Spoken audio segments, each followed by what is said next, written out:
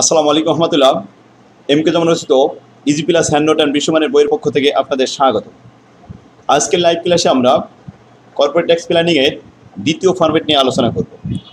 Live class হবে আজকে তৃতীয় ক্লাস। বিগত দুইটি ক্লাসে আমরা 1 নম্বর ফরম্যাটের গাণিতিক সমস্যাগুলো সমাধান করেছি। শিক্ষার্থীগণ, আজকের ক্লাসে আমরা 2 নম্বর ফরম্যাটের গাণিতিক সমস্যাগুলো সমাধান করব। 2 নম্বর ফরম্যাটটি হলো mutually exclusive project. Mutually exclusive প্রজেক্টে এই ফরম্যাটের যে আলোচ্য বিষয়, সেখানে যে একই মালিক একের অধিক জায়গায় বিনিয়োগ করে এটা ইনকাম করতে পারে, অথবা একের অধিক মালিক এক জায়গায় বিনিয়োগ করে পার্টনারশিপ ফার্মের মাধ্যমে ইনকাম করতে পারে। এই দুই ধরনের ইনকাম আমরা এই ফরম্যাটে দেখতে পাবো, এবং এখানে আমাদের সর্বোচ্চ 5টি প্রশ্ন হতে পারে। প্রথমে 1 নম্বর প্রশ্ন হবে tax implication of this the arrangement, internal revenue service IRS react দেখাতে হবে, and break even sale BEP দেখাতে হবে। এই তিনটা হলো মিউচুয়ালি এক্সক্লুসিভ ফার্ম। অর্থাৎ একই ব্যক্তি যদি 2-3 জায়গায়, অর্থাৎ 2-3টে ফার্মে মালিক হয়, তাহলে সেটা এক্সক্লুসিভ প্রজেক্ট হবে, আর তার জন্য এই 3টা প্রশ্ন হবে।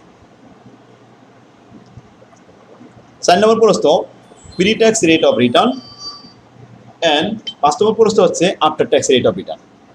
এই দুইটা মূলত পার্টনারশিপ ফার্মে বিনিয়োগ করার পরে সেখান থেকে যে আয় আসবে, এটা হবে এই pre tax and after tax rate. এখান থেকে আমাদের এই দুটো প্রশ্ন শিখতে হবে। তো আসুন, আমাদের এখানে 2 নম্বর ফরম্যাটে 2 ধরনের অঙ্ক পাবো আমরা। প্রথম আমাদের বইয়ের 1 নম্বর প্রবলেমটাতে শুরু করি। A tax payer owns the 2 separate company. একজন ট্যাক্স পেয়ারের 2টা সেপারেট কোম্পানি আছে। Company X is in the 45% tax bracket and company Y is in the 25% tax bracket. তো 2টা কোম্পানি এক্স এবং ওয়াই। এক্স কোম্পানিতে ট্যাক্স দিতে হয় সরকারকে 45%, আর ওয়াই কোম্পানিতে ট্যাক্স দিতে হয় 25%। Company X sell at it the output to Y at cost. Company এ যে প্রোডাকশন করে এটা ট্রান্সফার করে ওয়াইতে অ্যাট কস্টে, অর্থাৎ উৎপাদন মূল্যে, ক্রয় মূল্যেই। And Y sell to outsider at a markup of 50%।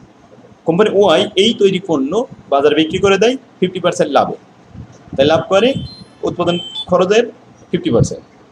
Company x revenue total 2 million. আমরা জানি 1 মিলিয়নে 10 লাখ, 2 মিলিয়নে 20 লাখ। তাহলে কোম্পানি যে পণ্য উৎপাদন করেছে তার ব্যয় হলো 20 লাখ টাকা। এই 20 লাখ টাকায় টোটালি ওয়াইতে ট্রান্সফার করে দিল অ্যাট কস্টে। While the company Y revenue total 3 million. অর্থাৎ কোম্পানি ওয়াই আবার ওটা কী করলো, 30 লাখ টাকায় বিক্রি করে দিল বাজারে। তাহলে লাভ থাকলো কত? 10 লাখ টাকা। 20 লাখ টাকার পণ্য 30 লাখ টাকা বিক্রি হয়েছে, লাভ হয়েছে 10 লাখ টাকা। কিন্তু লাভ হয়েছে কোন কোম্পানিতে? ওয়াই কোম্পানিতে। যে কোম্পানিতে লাভ হবে ঠিক সেই কোম্পানির ট্যাক্স রেট অনুযায়ী সরকারকে ট্যাক্স প্রদান করতে হবে। তাহলে কোম্পানির ওয়াইয়ের খাতায় 10 লাখ টাকা লাভ হয়েছে, কোম্পানির এক্সের খাতায় ইনকাম 0, কোনো লাভ নেই। কোম্পানি এক্স তাহলে ট্যাক্স দিবে না, 45% করে দেবে না, আর ওয়াই ট্যাক্স দিবে 25% করে। এখন প্রশ্ন 2টা, what are the tax implication of this arrangement? এই ব্যবস্থাপনায় কী পরিমাণ ট্যাক্স দেওয়া লাগবে সরকারকে, এটা আমাদের দেখাতে হবে। তাহলে আসুন, প্রথমে যে company X the high tax company report the 0 income for the current year. চলতি বছরে কোম্পানি এক্স কিন্তু প্রতিবেদন দিয়েছে যে তার ইনকাম হয়েছে 0, তাই সে ট্যাক্স দিবে না। While the income company Y reports the income of 1 million. যেখানে কোম্পানি ওয়াই বলছে তার 1 মিলিয়ন ইনকাম হয়েছে, অর্থাৎ 10 লক্ষ টাকা আয় হয়েছে। তাহলে কোম্পানি ওয়াই ট্যাক্স দিবে 25% করে। So the company Y pays the tax at a rate of 25%। তাহলে এখানে 10 লাখের উপর 25% নয়, 2.5 লক্ষ টাকা ট্যাক্স প্রদান করবে। এটা হলো আমাদের 1 নম্বর প্রশ্ন। এখন আসুন 2 নম্বর প্রশ্ন দেখি। How will the internal revenue service IRS react? এই যে ইন্টারনাল রেভিনিউ সার্ভিস IRS এর ব্যবস্থার মাধ্যমে কত টাকার প্রভাব পড়েছে, কত টাকা সেভ করতে পারছে, সেটা দেখাতে হবে।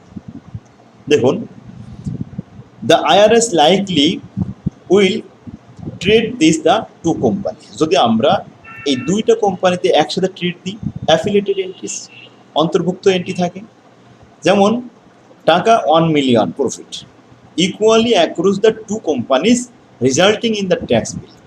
এখন যদি 1 মিলিয়ন অর্থাৎ 10 লক্ষ টাকা দুই ভাগে ভাগ করি, সাপোজ ধরে নিলাম এক্স কোম্পানিতে 5 লাখ আর ওয়াই কোম্পানিতে 5 লাখ লাভ হয়েছে, 10 লাখ টাকা ডিভাইডেড করলাম দুই ভাগে, তাহলে এক্স কোম্পানির 5 লাখের উপরে ট্যাক্স হবে 45%, 2,25,000 টাকা, আর ওয়াই কোম্পানির 5 লাখের উপরে 25% ট্যাক্স দিতে হবে 1,25,000 টাকা। আচ্ছা 1,25,000 আর 2,25,000 মিলে হলো 3,50,000 টাকা, টোটাল ট্যাক্স 3,50,000। আমরা ওয়াই কোম্পানিতে ট্যাক্স দিয়েছি মাত্র 2,50,000, অথচ যদি আমরা এটা দুইটা কোম্পানিতেই ডিভাইডেড করে লাভ দেখাতাম সেক্ষেত্রে কিন্তু 3,50,000 টাকা দেওয়া লাগতো। তাহলে চালাকি করার কারণে আমাদের যে লাভটা হয়েছে সেই লাভের পরিমাণ হলো ট্যাক্স সেভিং 3,50,000 মাইনাস 2.5 লক্ষ সমান সমান 1 লক্ষ টাকা ট্যাক্স সেভ হয়েছে। ক্লিয়ার? এই হলো আমাদের রিকোয়ারমেন্ট, অনেক সহজ। আজকেই আপনারা 1 নম্বর অঙ্কটা করে ফেলেন। এবার আসুন 2 নম্বর অঙ্ক। 2 নম্বর অঙ্ক এখানে বলা হচ্ছে assuming two competitor firm have $20 pre tax unit contribution margin. Contribution margin sale থেকে ভেরিয়েবল কস্ট বাদ দিলে কন্ট্রিবিউশন হয়, প্রি ট্যাক্স কন্ট্রিবিউশন মার্জিন আছে 20 টাকা।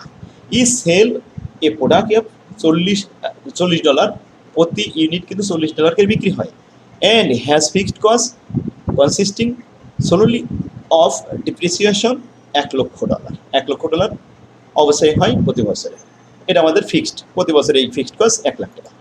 Firm A has and the null carry forward and firm B is in the 34% tax bracket. দেখুন তাহলে farm এতে কোনো ট্যাক্স দেওয়া লাগে না আর ফার্ম বিতে ট্যাক্স দেওয়া লাগে, assuming there is 25% return of for the depreciation ইকুইপমেন্টের উপরে অবশ্যই হয় 25%। The strategic কৌশল advantage, এখানে advantage goes to the null carry forward farm because it achieves the break even sale at a much lower volume। যে কমপক্ষে কি পরিমাণে আমাদের বিক্রি করলে ব্রেক ইভেন হবে। তো break even, what is break even? Break even point is that point there are no difference between the cost and revenue, that means there are no gain or loss, that is break even point. Break even point হলো এমন একটা point যে পয়েন্টে আয় ব্যয় সমান হয়, লাভ loss কিছুই হয় না, এটা হলো ব্রেক ইভেন পয়েন্ট। যাক আমরা এখন ব্রেক ইভেনের সূত্র দেখবো। তাহলে 2 নম্বরে আসুন। যেহেতু এ ফার্মে ট্যাক্স রেট দেওয়া লাগে না, কন্ট্রিবিউশন মার্জিন দেওয়া আছে, তাহলে আমরা জানি ব্রেক ইভেন সমান সমান fixed cost by contribution per unit. তো ফিক্সড কস্ট বাই, এখানে ডিপ্রিসিয়েশন আছে ফিক্সড কস্ট, আর কন্ট্রিবিউশন পার ইউনিট দেওয়া রয়েছে $20। $1 লক্ষকে $20 দিয়ে ভাগ করলেই 5,000 ইউনিট। ওকে, এটাই অ্যান্সার। কিন্তু বি ফার্মে 34% আবার ট্যাক্স দেওয়া লাগে, এর আবার রিটার্ন অফ আছে 25%। তো সূত্র আসবে ডিপ্রিসিয়েশন, যেটা fixed cost, minus depreciation 1 minus tax rate 1 minus return of. এখন এই সেকেন্ড ব্র্যাকেটের ভিতরে ফার্স্ট ব্র্যাকেটের কাজ আগে করে তারপরে সেকেন্ড ব্র্যাকেটের কাজ কমপ্লিট করে তারপরে বিয়োগ করতে হবে। আর নিচে pre tax contribution margin per unit 1 minus tax rate, এর আবার ট্যাক্স রেট আছে। তো আসলে মান বসায় ফিক্সড কস্ট তো 1 লাখ, আর fixed cost depreciation 1 minus tax rate 34%, 1 minus return of আবার 25%।